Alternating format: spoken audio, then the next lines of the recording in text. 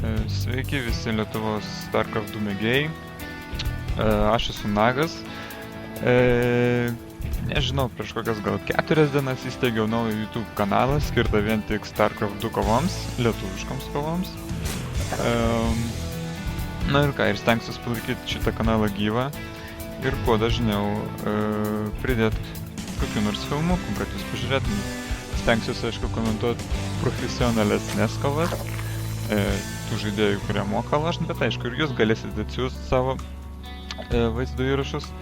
Su mielu noriu jos pakomentuosiu, jeigu tik bus kova įtempta, įdomi ir graži.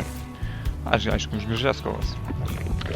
Taip, aš pats savo žaidimų kol kas kaip ir netalpinsiu, nes esu lama.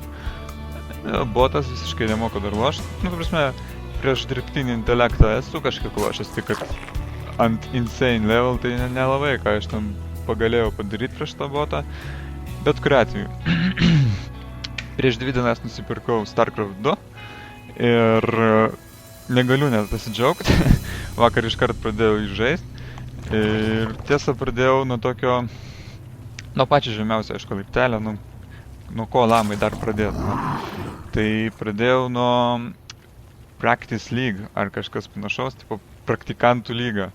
Vienu žodžiu, yra 50 žaidimų, galima sužaisti joje ir nesvarbu, laimėsi, nepralaimėsi, ten į rankingą tai neįtakoja nei kiek. Tai štai, mano pats pirmas žaidimas ir bus apie mane, nors, kaip ir sakiau, netalpinsiu aš jų visiškai kol kas, nes nemoku lošti. Bet sulašiau 5 geimus ir štai vienas iš jų. Manyčiau, jis buvo gan toks įdomus. Aišku, čia botiškas mūšis, bet sakyčiau, toks įtemptas, man jis patiko, tiesą pasakius. Taigi, mano yra mėgstamiausia rasės zergai. Aš esu su Nagas Nikolašiu. Ir taip, bus filmukas pirmuoju asmeniu. Tipo, kaip aš lošiau. Nežinau, ką nors pabandysiu gal patart tiem, kuriam išvis nieks nieko nemoka. Ir tie, kurie masto ar įsigyti StarCraft 2 ar ne. Taigi, kaip matote, aš jau turiu zargų plaukimo baseiną, taip sakant. Tarp kitko stengsiuosi šituos kareivėlius visokius pastatus versti lietuvių kalbą. Ne viską versiu, bet stengsiuosi daugumą išversti. Gal kartais ir šmaikščiau gausis. Tai vat. Taigi, mano priešininkas yra Terana. Aš nežinau, koks jo vardas, tai kai mūsų išpuls, tada gal pasižiūrėsim. Kaip ir sakiau, čia yra Practice League, taip kad, kaip matot, ant rampos yra laužas. Ir iš karto nei užrušinsi, nei praskautinsi normaliai. Na, aišku, aš kai turiu overlordus, tai aš galiu paskaityti ir pasižiūrėti, kas ir kaip. Bet, kaip matėte, jau pasiunčiau 4 lingus, kad pataškytų tos vartus, nes vis tiek reikia zargam plėstis. Matot, turiu jau 2 dujų, ar čia ko čia, gamyklas. Jos jau pilnai yra įdirbtos. Štai, overlordus siunčiu pasižiūrėti, kur mano galimas priešas. Kol kas jau kaip ir neradau, ties 12 valandą. Ir neradau ties 9. Tai veikiausiai jis bus ties 3. Tai kas toliau? Toliau turiu overlordus. Taip pat zarglingų jau daugiau.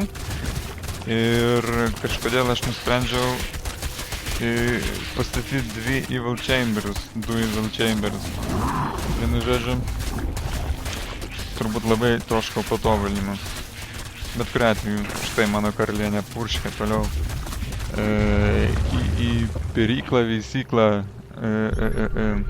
spermą. Štai pagaliau radau savo priešininką, priešininkas pagaliau rado mane. Pragraužiau ašolas, dabar laukiu, kol susirinks tinkamas kiekis mineralų, kad galėčiau naują periklą, antrąją įsteigti. Kas turėtų įvykti maždaug po 2 sekundžių. 1, 2. Nu, kadangi aš biškį lama, tai užtruko 5 sekundės. Karalaitė čia mano ėjo, bet visgi nusprendė apsisukt, turbūt norėjau grybelį uždėti. O, pakakojo grybą. Va taip, va. Zargai turi kakot grybą, nes tai suteikia labai didelį pranašumą prieš kitus aišku, ne prieš zargus, bet prieš teraną tai labai padeda greičiui, ypač visokiem hidraliskam, hidrom ar netgi tiem patiem tarakonam. Labai geras dalykas, užpulti ir staigiai atsitraukti.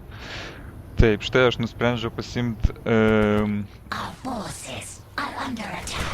aukso kasyklas, bet va čia va, mano Overlordą pamatė ir pradėjo taškyti. Aš galvoju, velnio, skrysiu aš jau į bazę, pažiūrėsiu, gal ką nors pamatysiu. Aišku, nieko nepamačiau. Štai rado mano karalaitę, aš sakau, nu jeigu žiūrit, tai šiandien pakakosiu dar vieną grybą.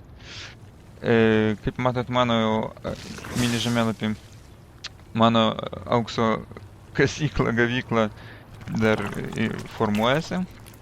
Tarp kitko, praktikos lygoje, kas mane labai užkniso, žaidimo tempas yra slow ar super slow, aš net neįsivaizduoju. Aš tiesiog, kai pirmus kartus lašiau, tai toks jausmas, kad degraduoju. Nes su dirbtiniu intelektu tai lašiau normaliai, ant full speed, fastest ar koks ten yra, žodžiu. Nežinau, kol pripratau kažkaip, negalėjau niekaip įsivažiuoti į ritmą. Taigi, tęsiu aš toliau dronų gamybą darbininkų, nes man reikia mineralų.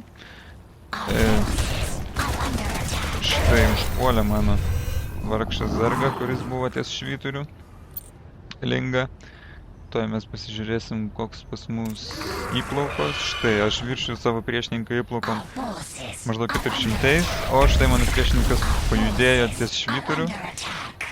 Aš kadangi pamačiau tą dalyką, žinojau, kad niekaip nesulaikysiu, aš šakiau tą aukso kasyklą ir nusinčiau jį ties, man atrodo, 11 valandą ten įsteigti naują lizdą. Aišku, žmogelis atėjo, pasižiūrėjo, nėra, tu velnias, lau. Štai, aš pasinaudodamas tuo, pasiunčiau savo zargus į bazę. Mano nuostabai, čia buvo labai puikiai siena, tai kad buvo ruselis nuleistas, taip kad man buvo įėjimas atidarytas. Aš apsidžiaugęs, aišku, įbėgojau darbininkų pataškyti, bet čia tankas man porą šūvių tokių neblogų padarė, ištaškė mano tos lingus. Ir aš nusprendžiau, va štai, užpult dujų išgamimo fabrikėlius. Na štai va, ties 11 įsteigiau naują karyklą. Toliau purškiam spermą. Ne, aš kaip nors pervadinsiu, šiandien žiūros, kai atrodo. Štai, beveik dvi jau tos dujų gamyklos buvo susprogusios, bet dėja, ištaškė mano lingas, aš galvoju, vėliau, dar kartą pasiūsiu, kažkaip panervinsiu, gal jis nepuls mano kitų lizdų. Tai gavosi taip, kad aš nusinčiau, galvojau, nu viskas jau tikrai bus uždarytas, tas jau ruselis pakeltas, visakyti, bet mano nuostabai jis vėl buvo nuleistas ir aš galėjau laisviausiai bėgti. Na, aišku, praradau kažkiek lingų, bet užtat sugebėjau užbaigti savo darbą, kurį pradėjau. Tai yra sumintinis dujų gamykla. Jei! Na, bet kuriuo atveju. Supratau, kad jis turi neblogą tokią armiją, maradieriai, pėstininkai, galvoju, ajajaj. Kaip matot, jeigu pažiūrėsit į viršų, į dešinę, pas man mineralų yra 1000 ir dujų yra 1500. Taip kad tikrai nesišvaistau pinigais, kas yra, manyčiau, yra labai blogai, nes reikia, jeigu turi resursų, tai turi daryti kažką tai su jais. Ar tai statyti, ar tai plėstis, ar tai kurt kareivėlius, ar dar kažką tai. Nes šitie resursai yra faktiškai, pagaminai ir ką, užpuls tave ir liks tu su tais 1000 ir nieko nepadaręs. Tai va čia buvo mano šiokia tokia klaida, bet aš jau, man atrodo, pradėjau po truputėlį surinkinėti lingus, nes žinau, kad gali tas bachorėlis vėl užpult. Taigi, štai, labai lėtai, ties 11 valandą pradėjau irgi jau pervedinėt savo darbininkus. Štai, pėstininkai per dar vieną švyturį sunaikino mano lingą.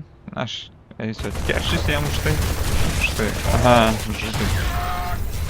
Nes šiaip labai yra geras dalykas turėti švyturius. Galėjau atšokti savo aukso kasyklą, jeigu aš nebūčiau matęs, kad jie ateina. Ir visą galėjau ištaškyti mano į gabalus, tą periklą. Ir tai būtų 300 mineralų tiesiog švaistamas. Štai karalaitė dar kartą purkštelėjo ant periklos. Kaip matot, kad ir kaip sakiau, kad labai svarbus dalykas plėst grybą, grybieną tą visą pažemėlapį, aš to kažkaip nedarau. Ach taip, dar buvau ties maždaug 9 ar 8 valandą pasiuntęs droną, kad dar vieną periklą išperėtų. Bet ten vėlgi buvo tos naikinamos olos ir niekaip jis ten patekti negalėjo, aš niekaip suprasti negalėjau. 2 pasiunčiau, nieks nenueina iki galo. Tai štai, pasiunčiau už vieną lingą į teranų bazę, pasižiūrėjau, armija juda link manęs. Supratau, kad bus nekas ir staigiai pradėjau kaupti jėgas, rinkti zergus, bet kiek vėliau pamatysit, nelabai čia kas man gavosi, kadangi štai mano dronai vargšiai kažkodėl ten stovėjo, kur neturi stovėti. Labai greitai karalienė krito, ačiū Dievui, dar spėjau 4 tarakonus padaryti. Kažkodėl aš iš šitos peryklos nesugebėjau darbininko atšaukti, o dabar jį juda, atrodo, kad aš vis atšaukau, iš tikrųjų jie tiesiog mineralus nuneš ir grįš atgal, žūd. Na, tai yra nelabai geras, aišku, valdymas savo kariuomenės, bet aš pažadu patobulėsiu. Taigi, pamačiau, kad šitai mano bazė yra visiškai šakės jau ir staigiai ties 11 valandą pradėjau kurti naujas daugiau peryklų, kad būtų daugiau lervos, kad aš supratau, kad aš turiu daug mineralų ir daug dujų, pagaliau supratau. Ir sakau, kad, reikia jau sukurti kažkokią armiją tada. Stengiuosi kuo ilgiau užlaikyti šitą jų puolimą, kad greičiau mano tas peryklas išsiperėtų. Štai, pasiunčiau dronų žūt. Aš galvoju, kad jie visi žuvo, bet pasirodo, kad iš keli išgyveno.